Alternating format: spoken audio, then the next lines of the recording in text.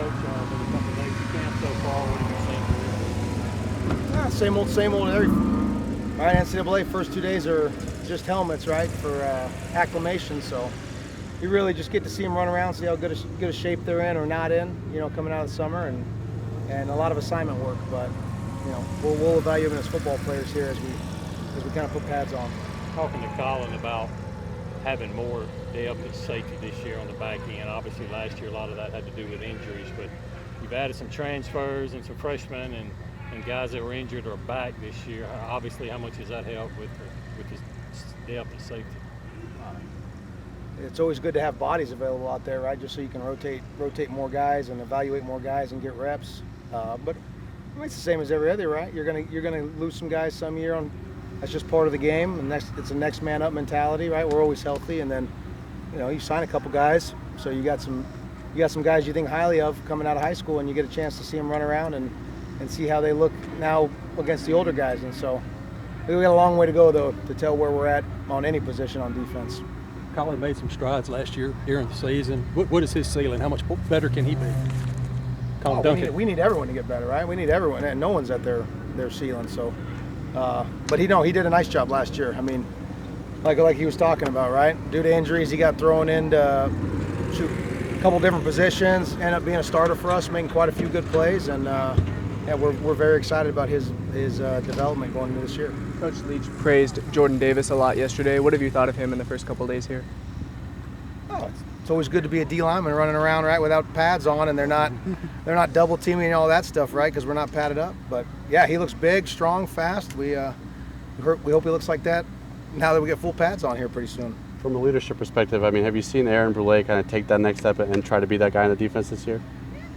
I think we got a lot of guys who, being leaders. I could care less if anyone's vocal or not, right? It's just how you carry yourself and go about doing your job day to day. And so, if we get 11 guys out there who just do that, who cares if any of them are talking?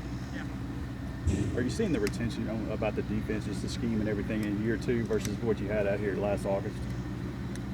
Yeah, I think so. Obviously, last year being a different year, didn't have spring practice. You didn't have as many reps under your belt. Obviously, we got a lot of guys playing with a full season now of reps. So yeah, we can throw pretty much anything at them, and they might not be executed perfectly, but they have a general idea, or when they do something wrong, they tend to know what they did wrong, which is always nice.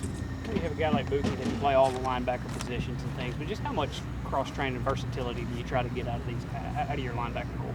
I think we try to get it out of all front six, really. I mean, defensive ends ought to be able to play both sides and even hop inside and know what the nose is doing, and vice versa with the nose, and all three linebacker positions should be the same. I mean, I imagine we can go out there tomorrow and we could tell Tyrus, hey, you're not the Sam today, you're the Mike, and Buki, you're the Sam, and flip them around, and they'll have a general idea. So it's nice to let them specialize and hone in on one specific set of jobs. But anytime you got cross training and you have some, it increases your depth.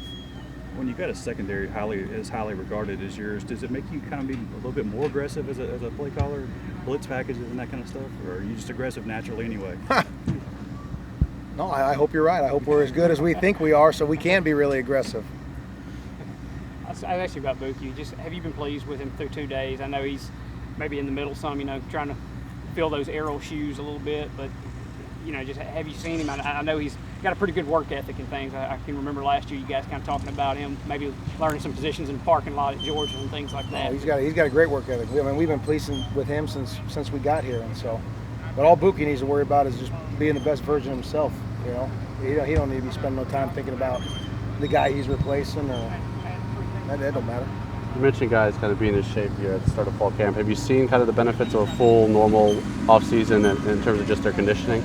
No doubt. We got the best strength coach in the country, right? So obviously he works the heck out of them all off-season and summer.